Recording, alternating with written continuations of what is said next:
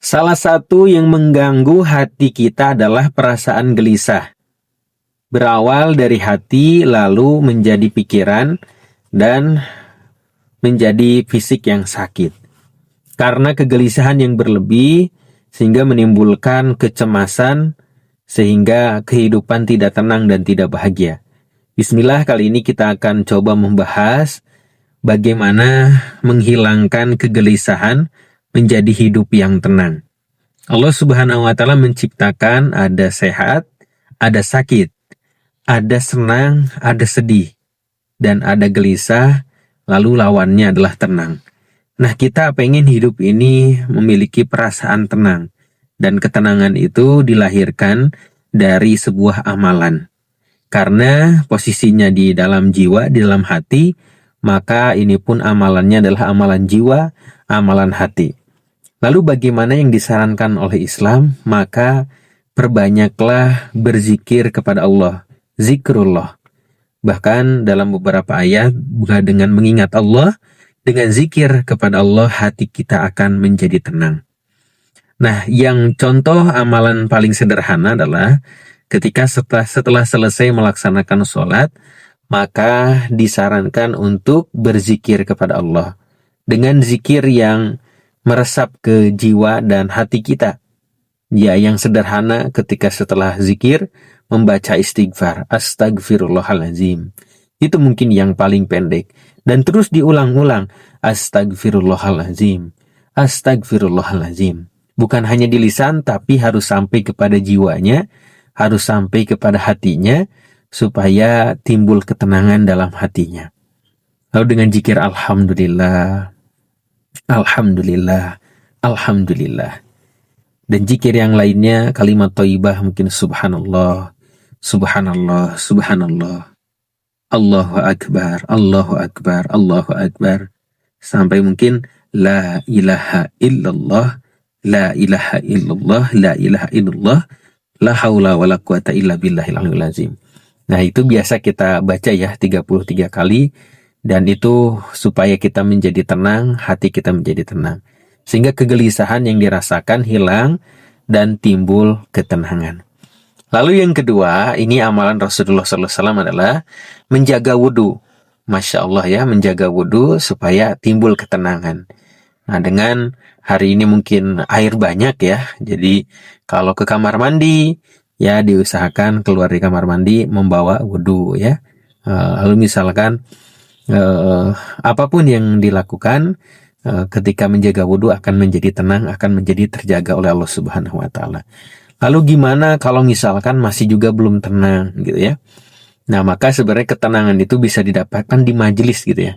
Terlebih kalau ada majelis yang membaca Quran, kita bisa bawa mushaf Al-Quran, kita bisa baca Al-Quran ya. Di situ melahirkan ketenangan. Terlebih kalau orang yang bacanya memiliki anugerah suara yang merdu, itu kan bisa sampai kepada hati kita. Ataupun sebenarnya dengan kita membaca ya semampu kita, sebisa kita, maka insya Allah ketenangan itu akan didapatkan.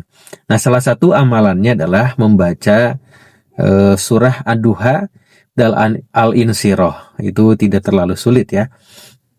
Mungkin sudah dihafal juga surah Ad-Duha atau surah Al-Insyirah. Ya, dengan membacanya yang mungkin diresapi, yang membacanya mungkin dengan penuh penghayatan, mungkin itu bisa membuat diri kita tenang. Ya, salah satu contohnya kan Ad-Duha cukup sering dihafal ya. Bismillahirrahmanirrahim. Wad-duha wal-laili idza saja. Ma wadda'aka rabbuka wa ma qala. Walal akhiratu khairul laka minal ula. Dan seterusnya gitu ya. Ya, semampu kita dibacanya dan sambil kita belajar. Lalu baca surah Al-Insyirah. Ya, alam nasrah laka sadrak. Terus aja sampai meresap kepada hati kita. Lalu masih juga terasa gelisahnya, masih juga ada kecemasannya, maka laksanakan sholat. Terlebih sholat berjamaahnya terjaga, insya Allah itu bakal timbul ketenangan.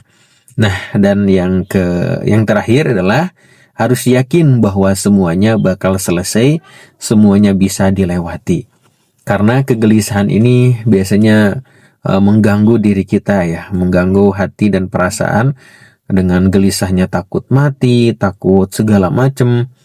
Jadi yang sakitnya bukan hanya jiwa, jadi fisiknya ke bawah sakit.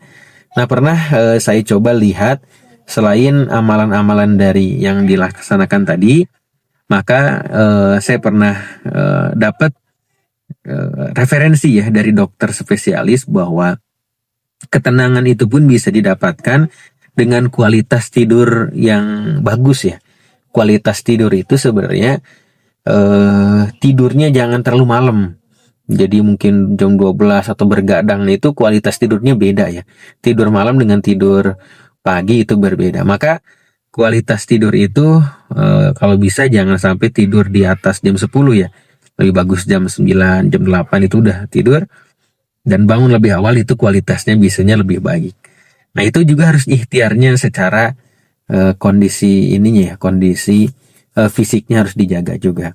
Lalu yang kedua berolahraga. Nah ini menimbulkan juga ya hormon kebahagiaan dengan olahraga itu ada juga ya. Apalagi kena kena sinar matahari itu nyaman juga di badan sambil olahraga itu menimbulkan kebahagiaan dan menghilangkan kecemasan. Lalu yang ketiga itu pola makan yang sehat. Misalkan kita makan minum kopi misalkan membuat kecemasan atau hal lainnya yang memicu kecemasan. Saya ketika misalkan makan makanan yang banyak tepung, misalkan yang asam itu menimbulkan kecemasan, ya udah jangan terlalu banyak dimakan hal tersebut. Jadi pola makan juga harus dijaga. Lalu yang berikutnya adalah refreshing. Nah tentu refreshing ini sebenarnya bukan karena mahal ya, tapi karena mungkin bersama keluarga atau jalan-jalan. Nah ini menimbulkan ketenangan, kebahagiaan juga. Dan yang terakhir itu dengan berpuasa.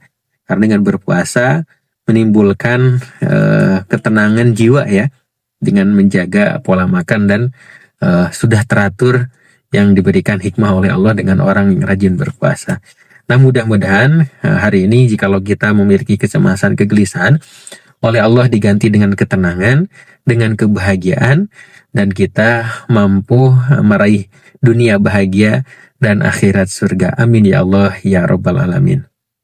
Oh iya, kami punya program safari dakwah bagi Anda yang memiliki masjid, majlis taklim, sekolah, dan lain sebagainya, berkesempatan untuk mengadakan kegiatan parenting, kajian Islam, seminar, dan lain sebagainya.